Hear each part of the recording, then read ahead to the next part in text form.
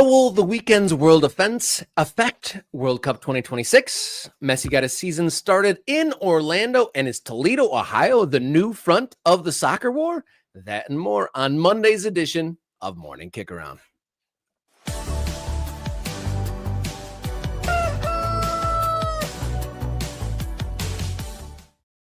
Hello and welcome to the show. You found your way to Morning Kickaround, the show that details and dots the map of the ever-changing American soccer landscape. How you feeling? My name's Robert Kerr, local soccer guy, and to my side, as always, my partner in this adventure, Jason Davis, the radio soccer guy. How you doing? I'm good. Shout out already this morning to our man, Mr. Bob. By the way, because Mr. Bob requested it and because he's been so good to us, so supportive, backing the show every single day here on Morning Kickaround, I have created the Morning Kickaround coffee mug, which is available in the store now. It says MK Ultra on it, so don't buy it unless you're an Ultra, because really you shouldn't be drinking out of an Ultra mug if you're not an Ultra. Mr. Bob is an Ultra. That's why I made it for him. So if you want a coffee mug with our logo on it, it's there for you. It's now available. So shout out to him. Shout out to Mike already dropping $9.99 on us this morning. And here I was thinking, oh, do we have a goal today, Rob? Do we want to go for another hundy? Do we want to go for 5 members? What's our target? I love building the community. For me, that's what this is about. So if anybody wants to jump in as an Ultra, become a member of the channel, support the show with a little bit of cash, but also get involved in what we're doing and building, that's the best way to do it. So click the button, become a member, joining Morning Kickaround. If you want to throw us a little bit of money, again, get us to our target today, that would be fantastic as well. To answer your question, let's do a 10-member goal. We hit our goal of $100 on Friday. Let's go big. Let's try to get 10 new members today, because as I'm looking at our information, we added some members over the weekend. It's BC, Dune Marvin, Clyde, and Bahama Mama, and Cyclone, and Michael Redden, Max Land, Joe Jads, and Ralph Kuhn all joined the MK Ultras over the weekend. So welcome in. Thank you for becoming an MK Ultra, and let's get 10 today. Yeah, let's do that. Jeff has thrown us, I think, a super chat in there as well. So shout out to our man, Jeff, down in Newport News, right, Jeff? I think you're down there in Virginia, just a little bit south of me, a couple hours south. So anyway, thank you, everybody who supports the show. I don't want to linger on this too long because I know we've got a lot of soccer news and discussion to get into, but we do want to shout out everybody who has helped us out. Armando is here. So all of the Ultras who are here this morning joining in the program, we love you. Thank you very much. Yes, thank you so much, MK Ultras. You get priority commenting on these live streams. There's bonus content sent your way, and there's also the Morning Kickaround Discord server with threads of all sorts of wonderful conversations from large to small topics. Yeah, big topics happening right now. Hopefully all very good and happy, and we'll see. I did want to throw out, I promised that we would make some bonus content for the Ultras. I think Rob and I maybe can plan this week to do a video. I would love, because I have a podcast I listen to that does this thing, I would love to draft something. So we might draft some American soccer things. Maybe we'll pick our favorite badges. Maybe we'll pick our favorite team names. Maybe we'll pick our favorite dead clubs. Maybe we'll draft some players or something, or make an 11. I don't know. We'll do something like that. Yeah, that sounds like a fun idea. Be sure to Get check Jenny out involved. Jenny's got to be involved as well. Yeah, shout out to producer Jenny coming in here most days, helping us out on the show. And I'm still lingering fun from the Kickathon a couple weeks ago. Morning Kickaround Jeopardy was a great time. If you haven't seen it, go back. Go back to the Kickathon. I think it was February 18th. We had a really good time, and Jeopardy, one of the fun, unique parts of that show. You know why it was great? Because I won. That's why it was great, Rob. Because I learned why people freeze on game shows, and even if you know the answer, sometimes you answer incorrectly. It's still bothering me. I knew Chicago Fire was the most Open Cup finals appearances, and I said the wrong team. Still bothering me, so we'll have to go back to that again. And you should never click in on Jeopardy if you're not sure the answer. They take money away from you, which I wasn't putting into my tactics there. But let's move on with today. But before we get to the meat and potatoes, if you want to support the show, become an Ultra. We already talked about that. You can also Just subscribe. Doesn't cost you a darn thing. Thank you, Armando. He gifted a membership. So we are working our way towards our goal of 10 new members in this show here, our first show in March. You can just hit the like button. That's also really easy. Oh my goodness. We're at 6 already. We're only 5 minutes into this hour plus show along the way. There you go. That's Tulsa Mario. Yeah, Tulsa. I'm wearing Tulsa today. He's feeling generous. Shout out to Tulsa Mario. Support us on the social medias. It's important to folks that we have a social media following. So Kickaround on all the social media platforms. And if you have a suggestion for a bonus content, if you have an idea for that draft, morningkickaround@gmail.com. Send in your ideas. Or if you have any sort of business inquiries, morningkickaround@gmail.com. And then you can support us directly. Ko-Fi, they take less of a cut of your generosity. Ko-Fi.com/morningkickaround. Ready to get into the show? Let's go. Let's dive in. All right, let's kick off our topics here on Morning Kickaround.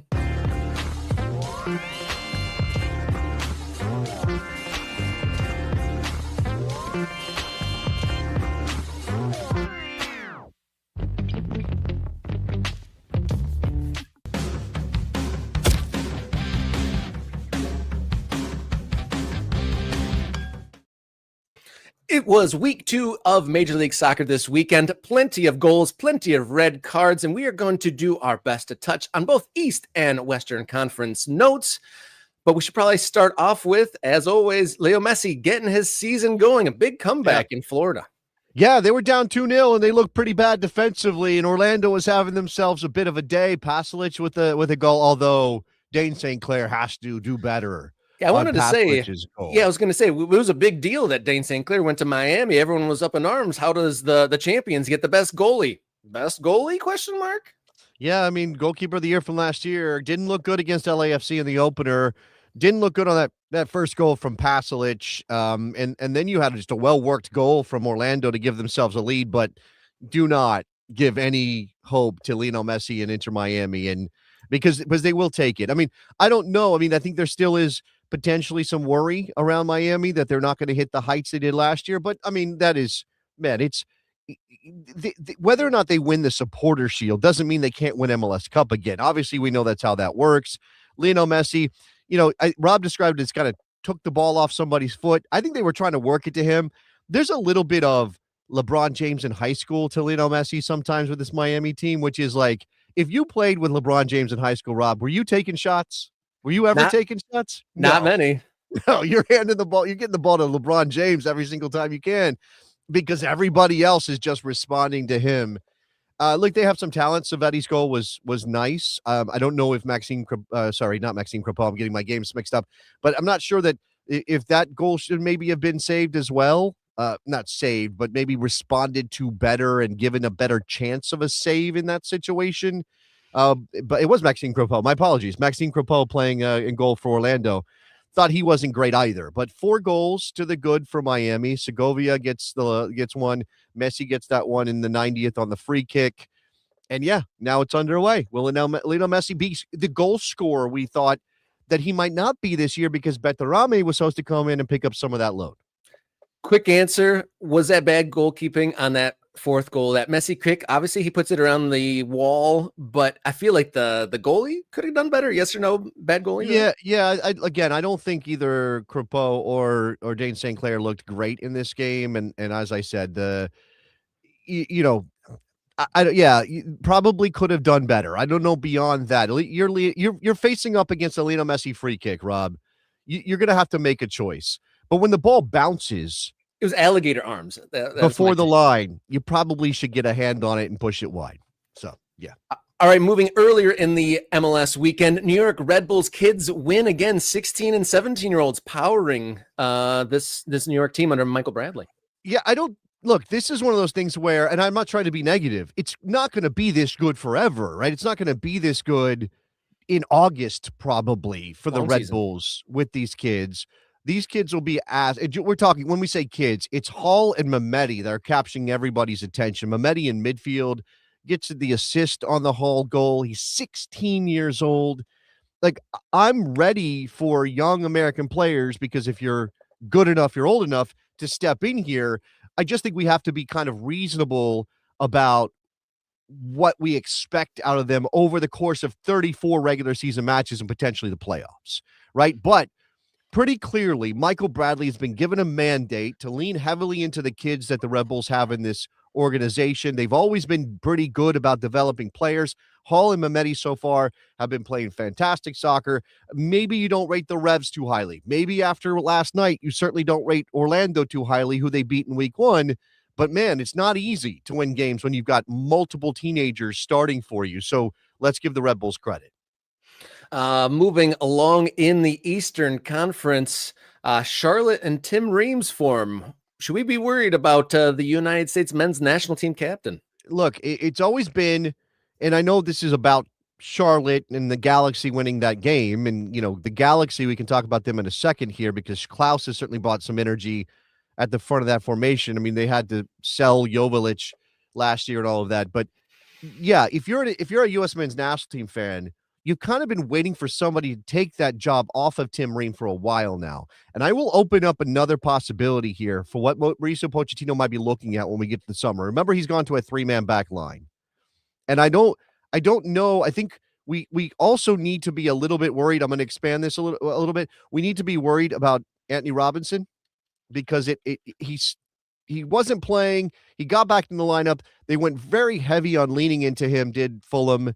And then things now have kind of regressed a bit in terms of his ability to play regular minutes. He was on the bench, but didn't play yesterday as Fulham beat Tottenham, right? He hasn't been a regular fixture the way he had been for a long stretch of time. So you're wondering if maybe they're pushing him a little too hard. But if Jedi Robinson is healthy and in form when we get to the World Cup, would you rather have Tim Ream looking like he does right now in MLS, playing in that 3-man back line, or maybe Jedi Robinson with somebody playing in that left wing back position? And because that's a more attacking position and Jedi Robinson is more of a traditional fullback in the way that he attacks, maybe that's an answer here. Yeah, that could be. That's an interesting idea. And fullbacks have become a little bit of a strong point of the men's national team. So that could be a solution there. Shifting to the West, Timo Werner, we've heard of him. And Earthquakes got a win in his debut against the slow starting Atlanta United. Yeah, I saw a friend of the show, I guess, Joe Lowry. He hasn't been on the program yet, but Joe Lowry, who you know from Total Soccer Show and Backfield, he was posting on his social media about Timo Werner doing things with the ball that maybe are a bit surprising if you always thought of Timo Werner as an off-the-ball merchant, like a space merchant, a guy who's just going to pop up in the right place, get on the end of something, a tap-in guy, that kind of thing, moving into various spaces. If he can also be effective in helping San Jose move the ball around the park, and it was specifically a switch, I think, that he played that Joe Lowry was talking about, well, then that's going to make San Jose even better. And I do think that if San Jose may be one of those teams that slips under the radar for some people or did over the offseason, Werner's the big signing. But Nico Securis is set to play a major role. He's a very talented player. They have some depth in that midfield in particular with some experience and guys like Ian Harkes. So I think keep an eye on San Jose. It's also true though that Atlanta's bad and they're still bad. And whatever they thought Tato might fix when he walked in that door again, it hasn't come to pass yet. Yeah, and I think there's a saying you never go back. And maybe Tata Martino can never go home again, right? And I guess that's kind of home in MLS for Tata after the original stint. Yeah, and it's going to be a tough haul for him, at least for a while there. Maybe he needs some time to get that group together, or maybe it doesn't come together at all. It's wild how when we started the 2025 season, everyone was all excited about Latte Lath and the big money that they were spending on that, but it hasn't materialized in results, and it looks like a disjointed group of players. We'll see how that goes. But Timo Werner, on him, I think time and space allows players to show themselves. I mean, and at the Premier League at the highest level, yes, he was the guy running in behind and getting one touch. More time and space in Major League Soccer. He can show more of what he's able to do. Another note out in the West, Los Angeles Football Club beating Houston, and Houston ending with 9 players on the field.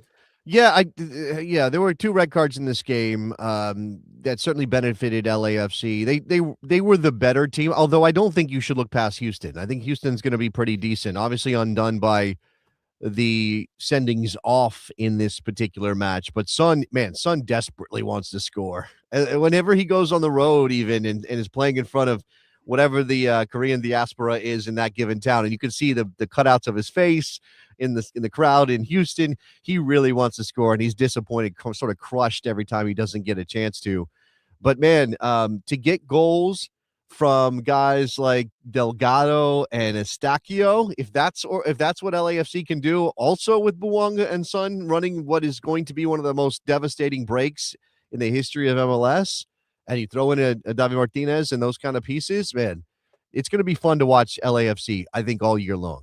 Small sample size, but LAFC's defense looks better than some of the other top flight competitors. Yeah, looks decent. I mean, obviously against Miami, they kept a clean sheet. Here, they keep a clean sheet, but it's aided by the fact that they had the 2 red cards. I think, I did. There were a couple of very important moments for Hugo Lloris. He had to make saves in order to keep that clean sheet and potentially maybe keep the game from getting away from LAFC at points, because there was some danger there. I also think that Houston was wasteful. Matthias Bogusz, who was playing against his former side, wasn't as good as maybe he would have liked to have been. I thought Jack McGlynn's service was okay, but maybe not consistently good enough at times as well. But yeah, I mean, I think I've always liked Tafari, the center back that LAFC scooped up from Dallas. I've always liked him as a player. You know how Eddie Segura is a veteran presence back there. And, they were even able to bring Ryan Hollingshead, who's been such a fixture for them, off the bench to replace Sergi Palencia, excuse me, when he needed a spell in the 84th minute. So, depth there, also a thing for LAFC. And we don't have it on our rundown, but Vancouver looking good, and Thomas Mueller starting the season. He might be trouble for Major League Soccer this year, starting with an off season and a full season at Vancouver, absolutely running riot and taking care of business against a Josh Sargentless Toronto. And then they made a big deal, Major League Soccer, about last weekend, the opening weekend being the biggest attendance opening weekend. As I was perusing the games this weekend, I wouldn't say they were quite as full. The end of the San Diego game was just about empty by the end of it. You're furrowing your brow. I saw empty seats galore. I didn't notice empty seats, Rob. Maybe that's a thing, but I think without sort of, and again, MLS attendance numbers are never the bodies in the seats, and nobody does that. No professional sports enterprise reports bodies in the seats. They report tickets distributed. So there may be no shows that sort of get counted. And again, I don't know. I don't worry about MLS attendance anymore. That's not a thing I think about too much. I mean, obviously there are places where the numbers are bigger and places where the numbers are smaller, but MLS's issue is not attendance at this point in its development. MLS's issue is keeping people's attention on the television product. And they also trumpeted that last week, that 9.5 million people or whatever it was checked in on MLS week 1, and a lot of that was attributed to the fact that now there's no longer MLS season pass and you have to pay for it separately. It's just part of Apple TV. And again, that's benefiting me in my life because I get to watch MLS, but also I can tell my wife, hey, let's watch this show that's on Apple TV. But also unverified. No one's verifying. It's not Nielsen ratings or anything. So Apple can pretty much just say that's a 9 million people watched, and people go, okay. But that's MLS week 2 here in March. We have a 10-member goal. We are about 60% of the way already. So get in there, become an MK Ultra. All right, let's move along. We got a World Cup update coming up next. Let's move along. All right, moving.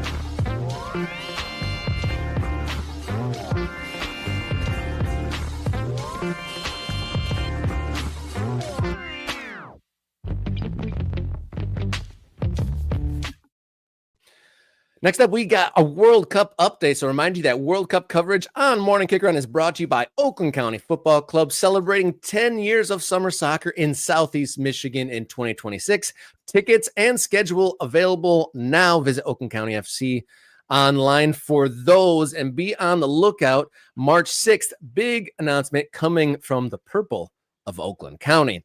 All right, World Cup 2026. Some world events happened this weekend, and the big question will Iran play in World Cup 2026? Yeah, that's obviously top of mind. The things that happened over the weekend throw into turmoil, obviously things much more important than playing some soccer matches, right? But for our purposes, what we care about, why we gather every Monday, Wednesday, and Friday here on YouTube, everybody listening on the podcasts, all of the people that have cared about American soccer in particular, waiting for the World Cup to return to America, this is certainly a little bit of a troubling development in what's supposed to happen this summer, which, again, we just watched the Olympics in Italy, right? And these events don't exist just because people want to compete against other people. It's because it's supposed to bring the world together in a way that's really tough sometimes. And sports and competition and friendly competition can do that. And here we are now with this possibility that Iran's not going to play in the World Cup because kind of how can they right now? Now, the reports that I'm reading are the I think it's the president of the Iranian FA or whatever is saying things like, we just don't know. We just don't know. Like when you ask him, like, what is he going to say? Like, yeah, we're definitely still going to the World Cup amidst a war, or we're not going because that's not his decision ultimately, right? You just have to, it wrinkles your brain to think about how we're supposed to welcome the Iranian national team and anybody who might want to support the Iranian national team, how the U.S. government is supposed to respond to any of those things after the decisions that have been made and the hell that's been unleashed, how that's supposed to go down, right? Like, what does that look like? We're sitting here talking about, I mean, there's some other horrific things that happened over the weekend, which again, we're not your news source. Go read about them. But some things happened in Cincinnati and in Texas, Yeah. right? And the thing that they're saying is, well, maybe this is terrorism, right? That gets immediately brought into, it's a nexus of terrorism or something. I mean, all of these unconfirmed reports. And by the way, if you want, I don't think anybody's asked for this, but if you want a little bit of media consumption advice from your friend Jason, be very careful of what you just buy into or believe or look for multiple sources. Wait after something happens for at least a little while before you start buying into what those reports are saying. So we don't know. But that thing about there could be some sort of terrorist response to this has to be in the air. It has to be a question. And so, and I can't sort of process this in the right way where I feel good about thinking it. But of course, as a soccer fan, Rob, I'm like, God damn it, why are you ruining my World Cup? Like, why are you messing with my World Cup? What are you doing messing with my World Cup? That's where I'm at. Yeah, we've got a kind of a laundry list of things messing up World Cup 2026, or at least in this lead up here, and it really makes you try to digest is like how is all this gonna all play out here this summer. But it should also be noted, we could play the Uno reverse card. Russia, they were removed from international competition themselves for invading a country, and could you play that Uno reverse card and say United States maybe should not be doing this, right may not be playing.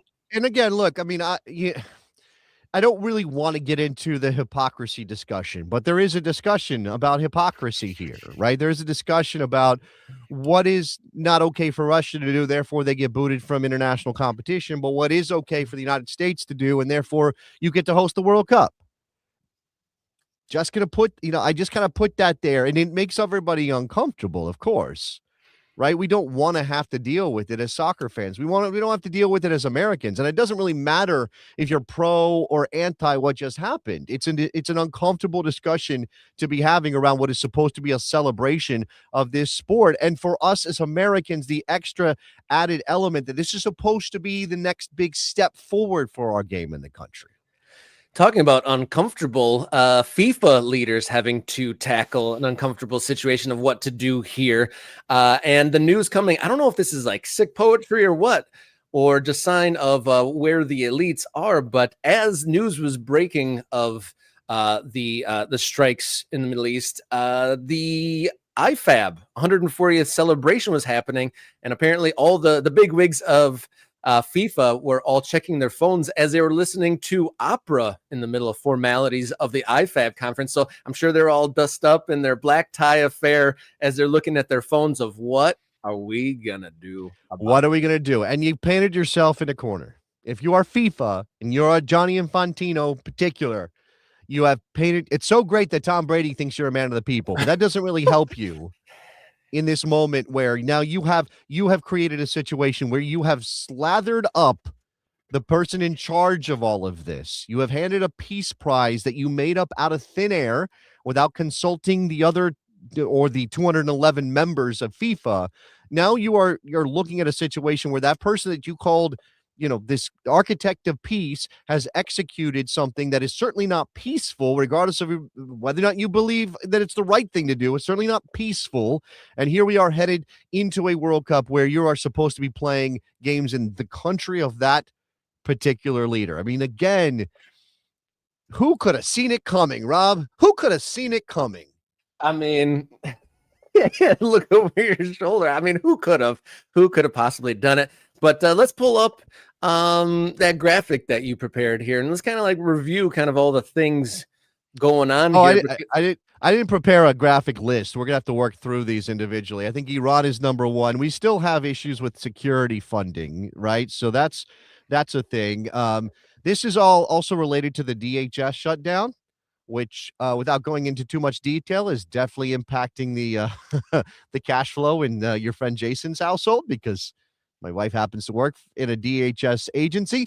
But this is the issue that FEMA, who's responsible for doling out the money that was in the bill last year, part of the big, beautiful bill thing, FEMA is shut down because of the DHS lack of funding, which means that money's not getting to the places it's supposed to go. This is from a story about LAist writing this up. What are host cities saying?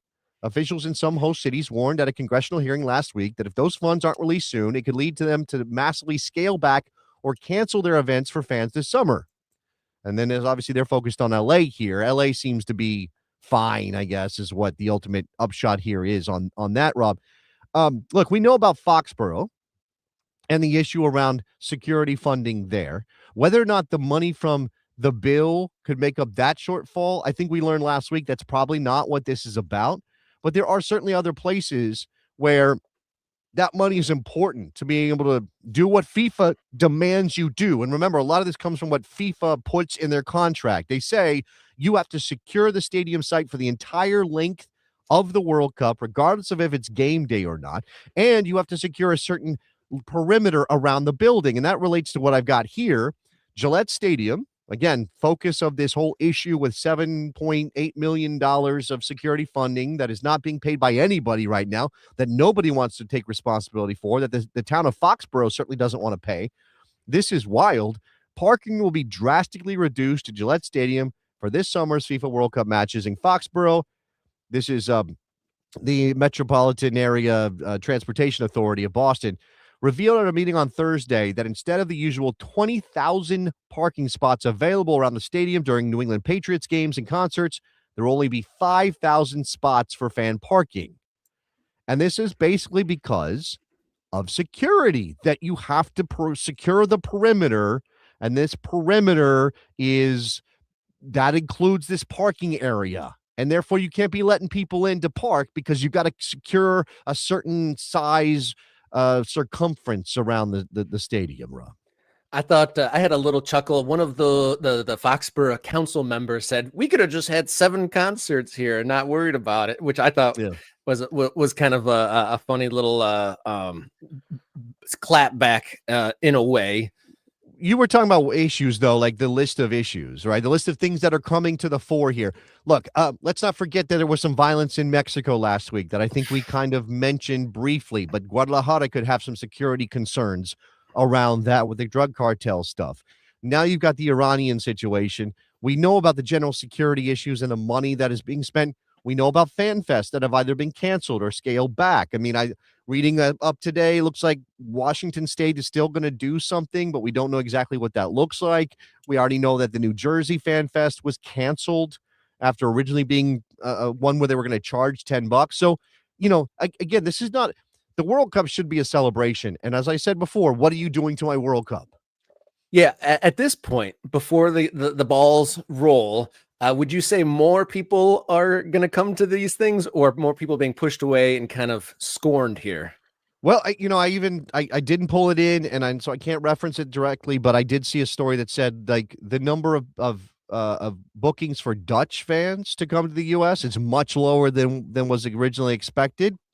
I mean, you can add two and two and figure out why that might be the case. But the Dutch are generally very good travelers. They go to every World Cup. They celebrate. They're in the stands. They're doing marketing activations that get people all weirded out. I mean, they dress in orange. I mean, it's a thing. And here we are wondering if the World Cup's going to even look like we imagine it should look. Yeah, you see those posts online of at previous World Cups of them doing the dance where they have the hard style techno, and there's a whole ocean of orange going side to side. And they're like, imagine this in America. It's like, can we imagine that in America right now? And the Dutch always bring a lot of joy and a lot of energy. I remember a story of the Dutch. There was a contingent that literally drove from Holland all the way to South Africa, like all the way across Europe, all the entire length of the continent of Africa. And if you are turning, like, if those people are like questioning coming here, then there's a lot of lesser Every committed people not coming. Every World Cup gives us those human interest story things, right? A guy and his dog hitchhiked to the World Cup, or as you said, the Dutch drove across the length of Africa is massive. Drove across the length of Africa. I've talked to people, I've done interviews, I know about documentaries of American fans who went down to Brazil and did the same thing, right? They went on a journey all the way down North America, South America, the whole thing, and it becomes part of the lore. It becomes part of the culture of the tournament. It's a celebration of what this sport means to people. And maybe those are still coming, but I haven't heard about any of them right now, Rob. And then the last World Cup was the Argentine folk who, basically mortgaged their house to go to Qatar. And Don't do that. Don't do that. yeah, I was going to say, I think it would take a couple different mortgages to get to the United States at this rate. And then I don't know if you got this. This is kind of a little bit off topic, but did you get the email from the United States Soccer saying, there's another ticket window coming up, but there's like some sort of a membership where you pay a certain amount and then you become a preferred member, and then I can apply to be a World Cup ticket purchaser? No, I didn't see that. Well, we should do a World Cup ticket sale update as soon as we can, although I don't know that I trust FIFA right now around this thing. So, yeah, there's lots of stuff going on. Yeah. So yeah, the list of issues, 4 travel ban countries, downgraded cancellation of Fan Fest, Foxborough game license not issued yet, and violence in Mexico as we hear here at the beginning of March. And this thing is supposed to kick off in June, is it? Yep. Well, we'll see. So that is our status update on World Cup 2026. How are we doing on our goal? How are we doing on our goal, Rob? Do we have how many members did we add today? Can we add a couple more members, or is that still anybody out there who's not a member, who's on the fence? This is your moment. Let's go. Become a member of MK of the MK Ultras. Become a member of Morning Kickaround and support the show. Well, we've received a number of donations, and thank you so much to everyone who's chipping in. Your support is so welcome, and we're very gracious of that. I think it looks like we have multiple cash donations, and we've gotten 6 new memberships. I can't see on this side, but Tulsa Mario gifted 5. Do we know if those have been gobbled up yet? Is there any way for us to see that? Yeah, let me see if I can go back here and see Tulsa Mario. Yeah, we've got HBCU Fantasy Sports, Jaimito 2906, Rob, Alex Falla, Zippy Tuna. Those all people who picked up those gift memberships. Shout out to Tulsa Mario and Armando, who gave one as well. Yeah, thank you so much. Guard Nest got that one. Guard Nest. Go ahead. So note to those who picked up those gift memberships, those are 1 month. So you'll give us a 1 month membership, and then be sure to re-up that and become an ongoing member as we move forward. And before we move on to our next story, I want to remind you guys that World Cup coverage here on this show is brought to you by Oakland County Football Club, celebrating 10 years of summer soccer in Southeast Michigan. Tickets available now. Visit Oakland County FC online for those and schedule. There's now a kids club initiative and a big announcement coming up on Friday the 6th. Let me also throw in here something else. I know lots of our ultras and lots of our viewers and listeners are connected to their local soccer clubs, whether it's high-level amateur outdoor clubs like Oakland County or some other clubs out there. And we have a new initiative here at Morning Kick Around. We're hyping up matches.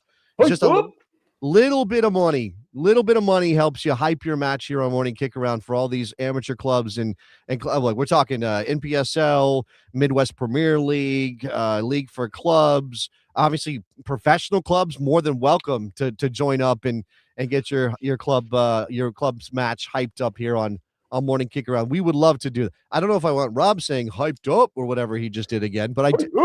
Okay. That's is that the new Clang the Clanger? When we come back, let's do something else, Rob.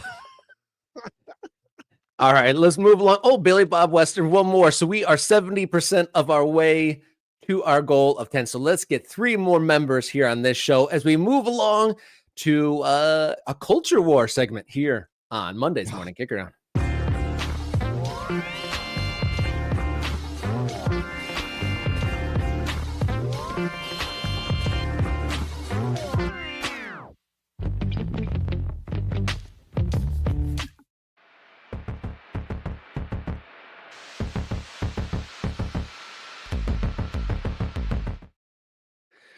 All right, Culture Wars here on Morning Kick Around, kind of a 2-pronged attack here. We go our focus to Ohio as nearly 24 Ohio sports teams and operations want a share of $1 billion fund that the state of Ohio has for sports.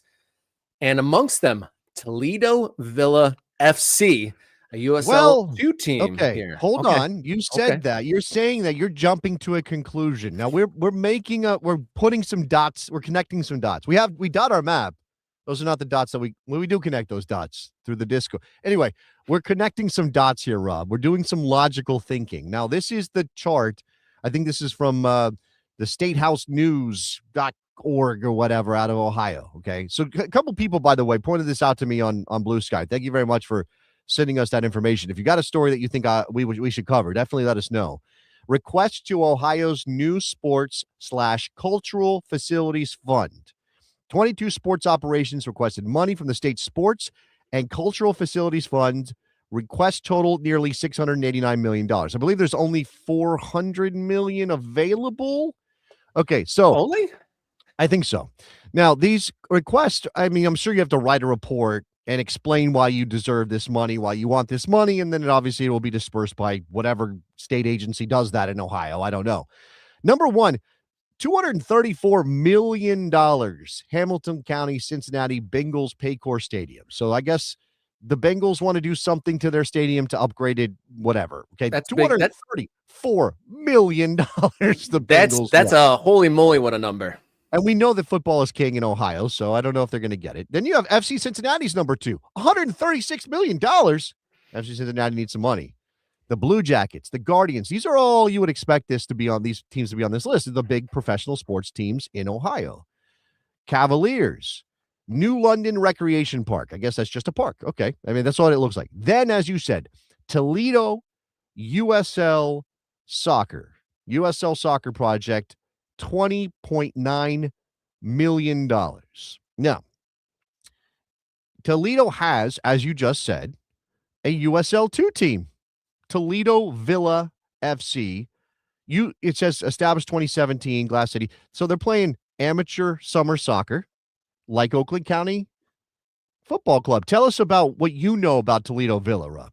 Oh, Toledo Villa. They were in the Great Lakes Division with Oakland County FC a few years back before they got moved to a different division. Real quick, just because it's gonna kill me. I realized I made a typo on this graphic, so do not read what it says at the top of the screen. Go ahead, Rob. We're hearting up. The Soccer Wars are hearting up. They're getting their full heart into the mix here. Whoops. But you can see it here. One of the most storied results in Oakland County FC history happened here in Toledo, a 5-5 absolute bing bong of a match here, but I'd never felt so put in my place before where soccer is in the United States. There's a nice, a pleasant soccer field. It was a nice facility, definitely on the divisional tour. They play at the University of Toledo. The soccer is played at Paul Hotmer Stadium. But as you can see in the picture, it's literally in the shadow of the football stadium. The glass bowl is right there. And we were, great facilities here, but in the shadow of Max. It's a Max school at the Toledo football stadium. So Mac, mid Division One, they've had their moments in the sun, but they mostly play on like Wednesdays and stuff like that to get onto ESPN. But soccer, literally in the shadow of football in Toledo. Yeah, look, I mean, I this is not meant as disrespect to Ohio. Okay, I respect Ohio. I haven't spent a lot of time there, but if you're not from Ohio, I think it's like Toledo. Was that other the Flyers? Oh wait, no, that's Akron. What's in Toledo? Oh, the Rockets. You can actually see it on the stadium there. The Rockets. Okay, got it. Okay. Glass City. All right. I don't know a lot about Toledo. I have a friend who's from Toledo, but I've never visited him there, so I don't know. But I look at this. This looks like a standard amateur soccer environment in America. It looks like there's a track around this field. Yeah, there's a track there, and where this picture is from, there's one nice grandstand. Akron Zips, Dayton Flyers. Thank you, Mike, for correcting me. Sorry, Rob. Go ahead. It's Toledo Rockets. I didn't even catch it. It's Toledo Rockets. But yeah, where this picture is taken from, there's it's one-sided. It's like one grandstand. It's okay, but it's a nice facility. So not the worst place, but what do they need $20.9 million for? Are they looking? Because that's not enough to sort of build some sort of proper professional soccer. Like you're going to need closer to 100 or something, right? I think probably to get even like a 10,000 seat stadium together. So is 20,000 just to slightly upgrade? I mean, 20 million rather. How much can they upgrade that? And what is that indicative of an attempt to go pro, right? Because it says USL. What did the graphics say, Rob? In my USL Toledo. Yeah, it says USL Soccer Project. Now they're in USL now, but they're in the lower divisions of USL or an amateur division of USL. Does that indicate they want to go pro? That's what I'm not sure of. And it kind of, again, dovetails with some other news that we got, courtesy of our friend Simon Evans at the soccer business. Even within, but before we even get to Simon Evans, within this news release from the State House, it also lists Cleveland Soccer Group, which secured Division II women's soccer and MLS Next Pro in 2022, also requesting funds. And that goes into Simon Evans. Right, because we knew about that project. We knew about competing projects in Cleveland, right? So we have a couple of open fronts in the soccer wars, which are hearting up, clearly. Thank you, everybody who has acknowledged the hearting up of the soccer wars. Chattanooga, obviously, is one of those places. I'm trying to think off the top of my head. That's the first one that comes to mind. I'm sure I'm missing a one or two. And, there are somewhere, you've got a team in like the major city, and then just outside there's a suburb or something that might have a professional team. It's not a regular thing yet, but it could have become more of a regular thing because as I just said, Simon Evans over at the soccer business has this. He posted this to LinkedIn. You can go listen to the actual episode and the interview with Ali Curtis of MLS Next Pro. He's the president of MLS Next Pro, was installed in that position, I think, late last year. Yeah. He says they want to go from 30 clubs, which they have now, which is every MLS team except a couple, like DC hasn't gotten theirs off the ground, plus a couple of independent clubs, right? We know about an independent. We know about Carolina Core. Who else is in it? Chattanooga. And then Connecticut. Connecticut's coming this in. Year. Yeah, they're not. Yeah, they're just coming in as a professional, as an MLS Next Pro independent team. If they want to go to 50, that means they have to find more independent markets. Right, they're not more MLS teams coming to make that 50 up. So this is very clearly an indication that there's going to be a battle for these kind of places, right? For a Toledo potential. I mean, that's just the one that comes to mind because of what we learned today. But who then there are other places, and we've even heard a little bit about some of these places having to make a decision between MLS Next Pro and USL. In fact, in your state, Rob, right? Grand Rapids is a place that's going MLS Next Pro instead of USL. Yep. And soccer wars is well and truly on. If Papadakis at the USL, they threw that number out there. We're talking with 70 different expansion cities, and obviously they're going from place to place. Trying to lay some groundwork for future potential places or try to get stadiums to create a team. And then here we have the parallel sort of character for MLS Next Pro, Ali Curtis, saying they want to do something similar. They want to beef up 40 to 50 teams. And so that goes well beyond the MLS Next 2 teams. And so they're trying to add a couple dozen independent teams. And you think that's a battle. That's a straight up land war for the cities in America that don't have teams. We come back to a fundamental problem at the heart of so much of what American soccer has been for the last 50 years or so, Rob, which is everybody thinks their idea is better. Everybody thinks that everybody wants to grow at this rate that would make them the dominant player. And there doesn't seem to ever be this sense of like, okay, we're good. We did our part. Or maybe there's already an established order or somebody who's already done a lot of work. I will come in and try to be part of that rather than building my own better mousetrap, right? And I kind of the way I think about this is in a place with a deep-rooted, long-standing soccer culture, and you can pretty much name any European country, certainly on the big soccer playing countries we know about. You could certainly put all of the major South American countries under this umbrella too, for the most part. There might be exceptions. If somebody wants to get involved in soccer or there's some idea of like something new, you could obviously argue up, let's start a new club, although most places have clubs and you don't need to do that. But what nobody does is like, oh, you know what we should do? We should have a new league. We're going to do our own league. Forget that league that's existed for 100 years. We're doing our own league. That never happens. You would never, ever see that, right? I don't even know how sort of antitrust laws and things would apply in those countries because nobody challenges them. Nobody gets worried about like, oh, well, they're not doing it right. We're going to do it our way. But in this country, that's absolutely the starting point for almost everybody who gets involved in soccer. They don't go, man, let's get a team together and then we can join that league that we think is doing it the right way or is already the furniture and we can't really move it. No, they go, hey, we want to start our own league and reorganize everything. So, and I'm not even really blaming those people because we have never gotten to a place of being comfortable with our structures that they're going to help us reach the full potential of soccer in America. We've never been comfortable with that. But again, if we keep resetting things or we keep adding new elements to the structure, then we never get a runway to see whether or not any of this can actually become something culturally important the way it is in these other countries. To muddy the waters even further. So at this level, we have, the USL trying to expand. Now we have MLS Next Pro trying to expand, but we've also talked the League for Clubs is also trying to get in on this level. And then there's another league too, APSL. But hold on, semi-pro. And look, I know we've got friends over there at League for Clubs, semi-pro for now, but that pretty clearly indicates they would like to go fully professional at some point, right? They're setting the stage for that. Now, Chris is saying, I think what a lot of people are going to, Riverside Grove as well. USSF should create 3 tiers like EFL, and then the league thing dies. Chris says, USSF provides so little structural framing.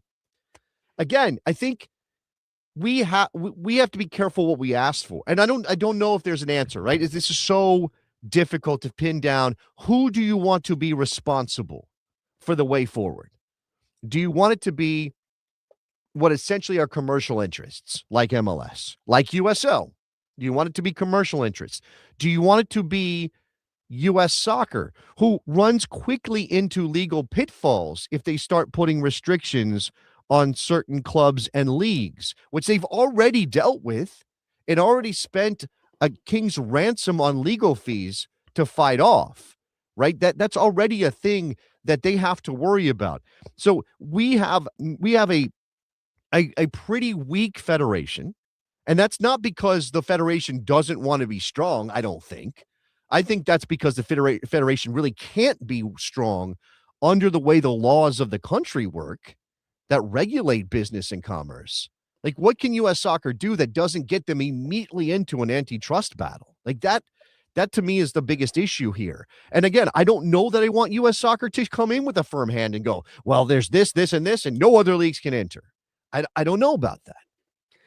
Yeah, I guess it would almost have, who would be the higher authority to then decree to USSF, you can or can't do this for the betterment of soccer in the country? Would that be like actual federal government at that level? Like you get a waiver on the monopoly rules to Well, that's then like move ahead? you're talking about something like baseball has. Baseball has an antitrust exemption, right? Baseball was so culturally important that Congress basically said you can do stuff that is anti-competitive because you're so important to the culture of America. Right? Baseball filled that space the way that soccer filled that space in most other countries, especially in Europe, right? That's the place that soccer fills. So, the window has closed on establishing yourself culturally in a way that would beget that kind of treatment Mm. when we live in a connected world with the ability to watch all the sports and see all the sports and connect to all the sports. It doesn't exist. That idea doesn't exist anymore. And I think that that's really hard for us as American soccer fans who want to see the sport grow. Is what is the uncharted way to build our sport out in a way that we covet from other countries, that doesn't run into all of these problems and pitfalls and doesn't have us cannibalizing each other, spending too much money on legal fees, taking each other to court all the time, watching clubs come and go at a rapid clip. Yeah, we definitely don't want to see them go, and we unfortunately see too many of them go in this country. We reported last week, or talked about at length, the closure in Georgia, and then at the end of last year, the closure of North Carolina, and that's something that doesn't really happen overseas really at all. When clubs close over there, it's because an owner wanted to kind of like strip mine it, or just was bad management. It's not necessarily for the same reasons that they close here at all. Talking about sharing stuff, we got Tim, I think is a brand new MK Ultra. They're saying over in the New England area, Centerville Bank, Rhode Island FC's home, and Gillette Stadium, only about 20 miles, 25 minutes apart. And that is working for them so far. So not cannibalizing. Well, okay. And again, I think so. Somebody brought up, like, if Toledo gets a pro team, which, by the way, we have no indication right now. We'd have to dig a little bit. And if anybody has any indication that Toledo wants to go pro, please let us know. We would love to be the first to report on that. Theory. Hopefully the field rental at Toledo University isn't $20 million. Yeah, hopefully they're not paying $20 million for that. Ooh. But what I was going to say is, somebody asked earlier, like, could Ohio support 4 professional teams if Cleveland is actually going to be 5, right? Because you got 2 in Cleveland, you've got Cincinnati, Columbus, and then you would throw Toledo into the mix. And Crew 2.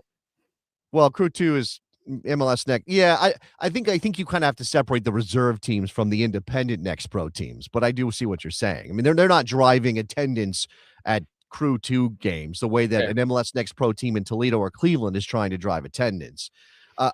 I don't, as long as you are aiming at different markets. Now, Cleveland, I don't know. Cleveland's a big place. You would hope that the MLS Next Pro team and the USL team could somehow figure it out. But in a place that's smaller, or in a region that has a smaller population, you might be a little worried about that. But I do think, we should be aiming for that, right? We should. And I know it's a little bit of a matter of faith, right? Believing that it could work if you just do the right things marketing, if you set your team up correctly, if you create an identity that connects to the community.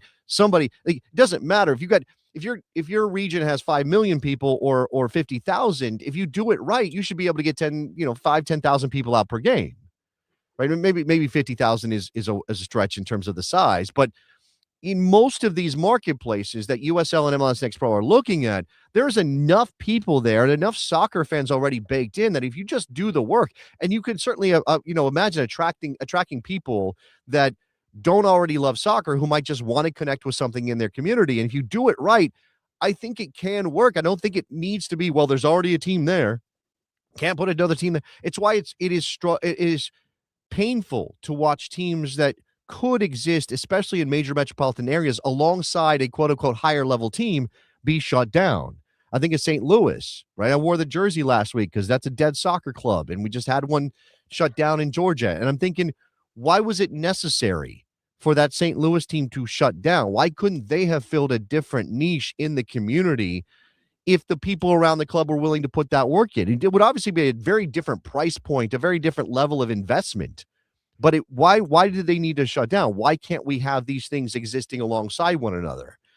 But at the same time, like, there is only so much in a given town, like say Chattanooga. There's only so much money to go around from corporate sponsorship, people who might give you extra money to have suites at games, the partnerships you would do in the community, the outreach you're able to do. There's only so much oxygen in the room for those kind of situations. And again, coming back to my original issue, should we be demanding of USL or MLS in this case, since these are the two sides now in the soccer wars, should we be demanding that they not go after a piece of land that the other side has already claimed? Should there be a first to that spot? Should this be, if you plant your flag, that's it, it's done? Now, Are you US saying soccer, like cross league territory rights, you mean? yeah, well, there are no issue like US soccer, this is what I mean. US soccer cannot mandate territory rights across leagues.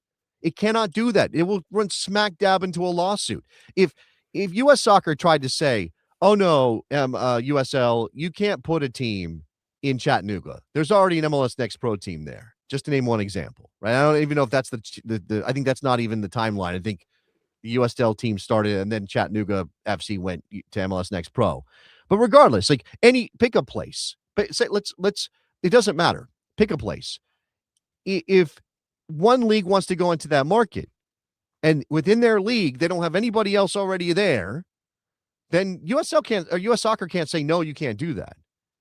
Right? If there's Detroit City FC is a USL championship team. Yeah. If MLS wanted to put a team in Detroit in Major League Soccer or MLS Next Pro, US Soccer can't say anything about that. They can't say, no, you can't do that. There's already a Detroit team. They can't, because again, that is anti-competitive behavior. That would get them sued for that if they said, we can't sanction you because of territorial rights.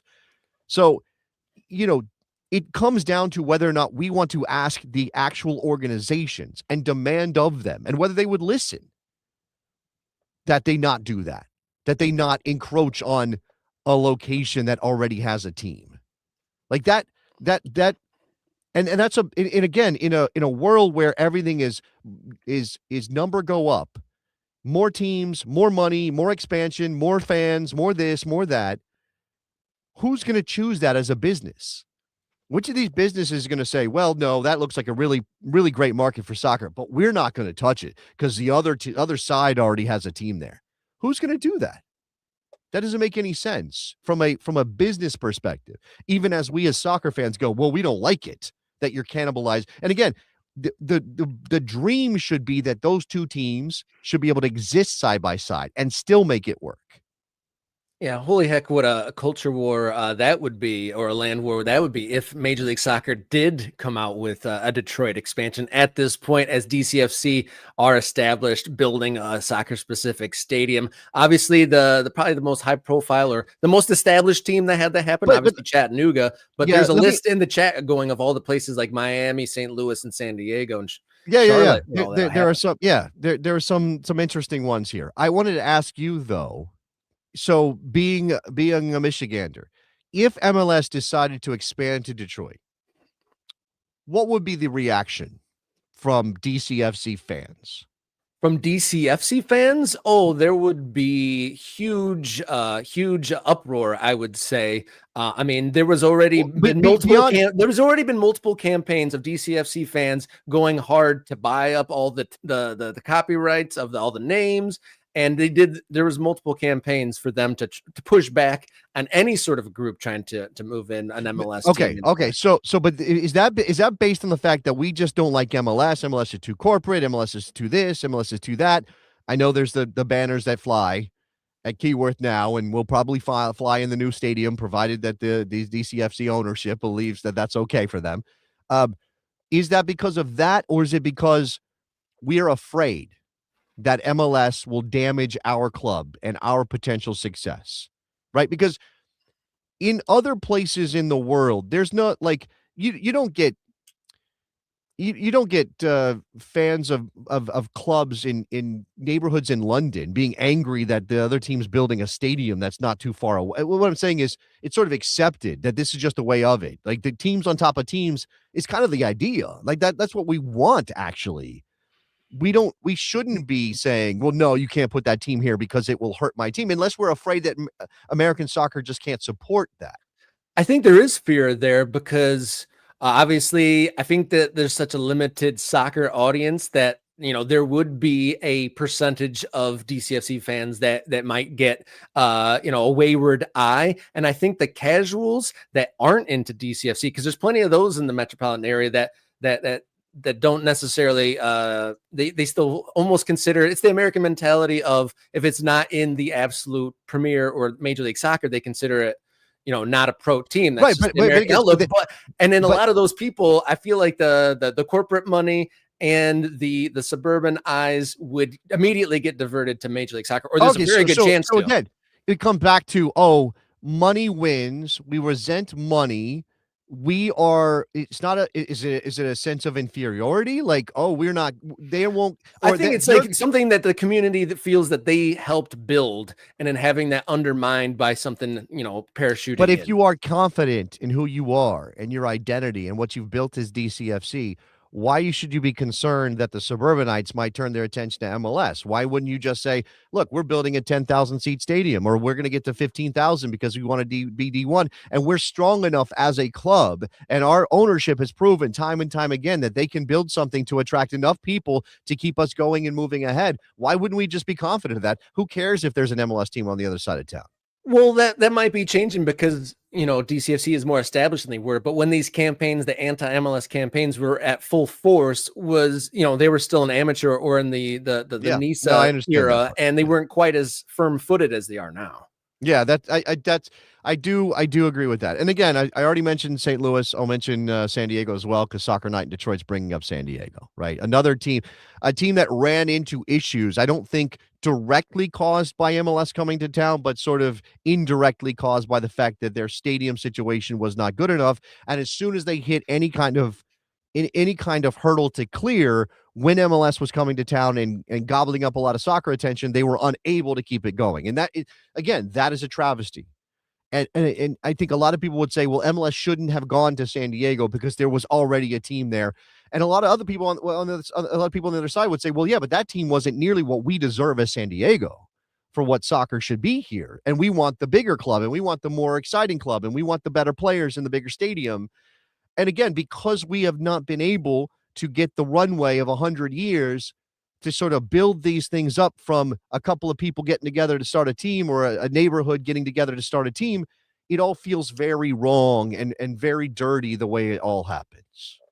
But there's patience, though, here that I think is needed, because who knows, San Diego Loyal could have maybe built themselves into the thing bigger. Okay, just to play devil's advocate, Rob, if you're saying that, San Diego Loyal could have been, but again, like for soccer's grand growth in America, is it better to have San Diego Loyal bubbling for a while, 10,000 fans playing in a venue that's maybe not the best and trying to get along, or let's drop a team in that can immediately flood the zone with enough marketing dollars to get 30,000 people out to watch every game?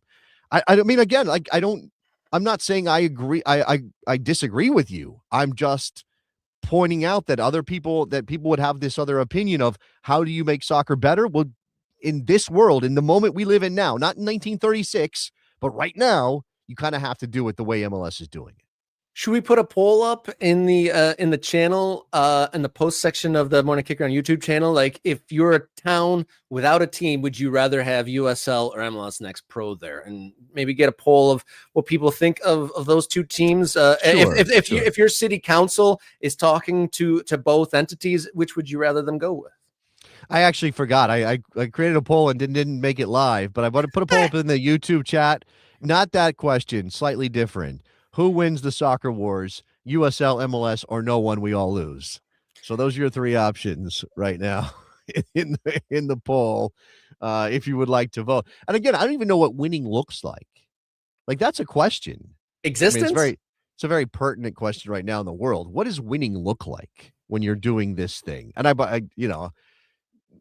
we've had so much history of leagues and clubs coming and going that it's really hard to imagine that suddenly it's different. It's really hard to imagine based on history that, oh, this is all going to end up good for even the side that quote unquote wins in a given place.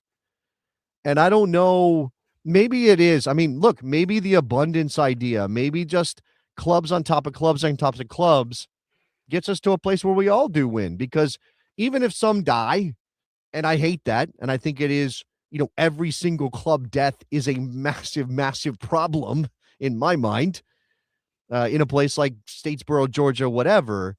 Maybe there is a scenario with enough money, enough interest, enough aggressive behavior, the willingness to start the teams, that if MLS Next Pro gets to 50, if USL completely fills out all 3 of its tiers on the way to promotion relegation, that we're talking about hundreds of professional soccer clubs in America, like hundreds and hundreds.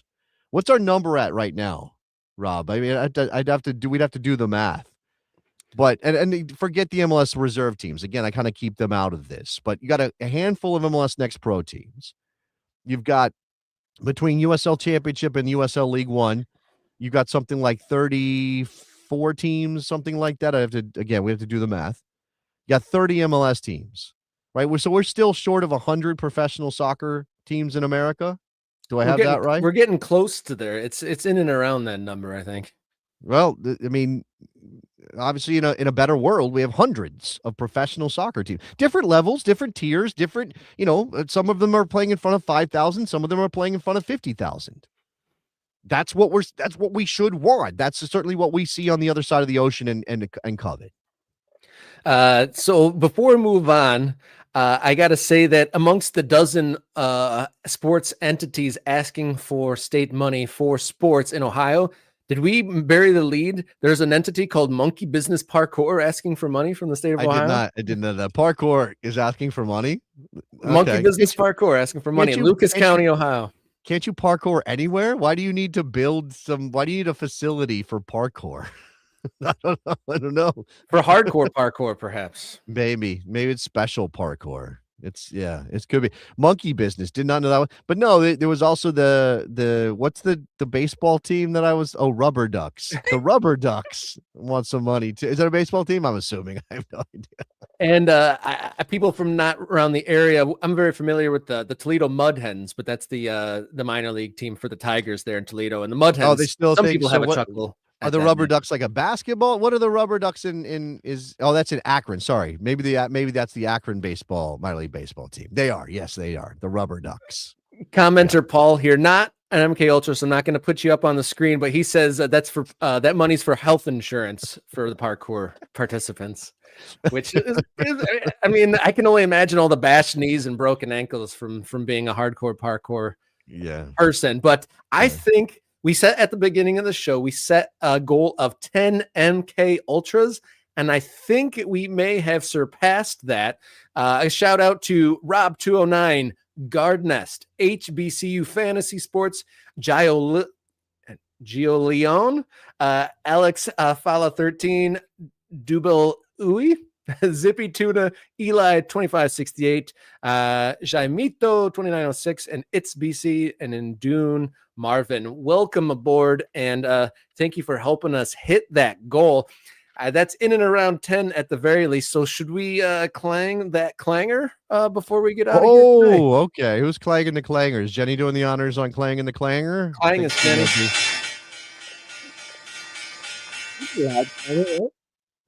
There you go. It clanged. That clanged is what happened there. A couple side notes, just a little bit of house cleaning before we get out of here. The USLPA's next negotiation session, just 5 days ahead of the opening weekend for USL Championship, is on Wednesday. There are teams in the Northeast, including Rhode Island FC, who have delayed their game. Whether or not that happens, they've delayed that scheduled game because blizzard recovery. I saw a lot of people scrutinizing that because of the negotiations, but I mean, the New York Revolution, or New England Revolution, also did similar. So you got to believe them. And there's a lot of other teams. In the Rev situation, it's because they're putting grass in for the World Cup.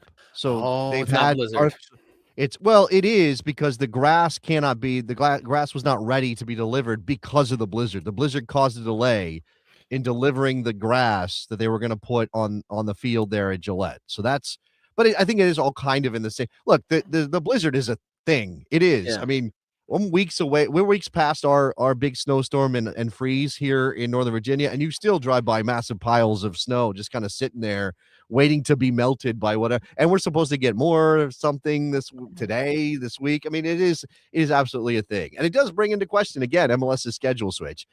Since you're throwing in extra notes here, I'll throw another one in. I mentioned it because it was part of our discussion about anti-competitive behavior and antitrust exemptions. Baseball survived a challenge to their antitrust exemption today. Somebody went to the Supreme Court and asked them to overturn baseball's antitrust exemption, and the court refused to consider that. So baseball still gets along with theirs. Oh, I wonder, was it like the Savannah Banana Group trying to go pro and trying to compete with Major League Baseball? No, it says that the justices rejected an appeal from the former owner of a Puerto Rican Winter League team in a clash that had implications for the sport's top level. So again, it could have been, they could have opened up the door to lawsuits against baseball for the things that can be viewed as anti-competitive and how they handle all of their business. And as I said, the reason baseball has an antitrust exemption is because it is seen as culturally important to America. And we don't have that luxury in soccer. Soccer doesn't get that treatment. And as such, it is very easy to file a lawsuit and say they kept me from doing my business. And even if you don't win the suit, or even if that party doesn't win the suit, going to court costs money. Yeah. Money costs, and we'll see what happens with that. Baseball, a whole nother stratosphere than soccer in the past and at the present moment. But I think that does it for a very busy edition of Morning Kickaround here on the first Monday of March 2026.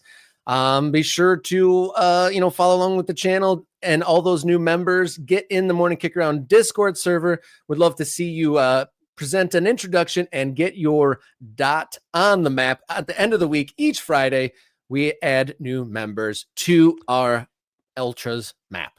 Buy a shirt so you can rep Morning Kickaround wherever you go in American soccer. Would love to see those out and about. I know Tulsa Mario said he got his Clank the Clanger shirt, so shout out to our man in Oklahoma, Tulsa Mario, who gave out some gift memberships today. Again, we made a coffee mug specifically for Mr. Bob. It's called the Mr. Bob coffee mug because he asked for it. But anybody can buy a coffee mug that has Morning Kickaround's logo on it. It also says MK Ultra on this side. So they Armando is asking if I'm having a hangout in the Discord. Armando, I clicked a button and I don't know how to turn it off. So that's old guy behavior over there in the Discord. I wasn't intending on doing a hangout in the Discord, but we should be doing those. So let me figure out how to turn that off, and then we'll properly schedule one. Is that good? All right. And then Armando brings up one last final note. That was a hilarious visual. Hinchcliffe Stadium, where the Cosmos are playing in their new iteration.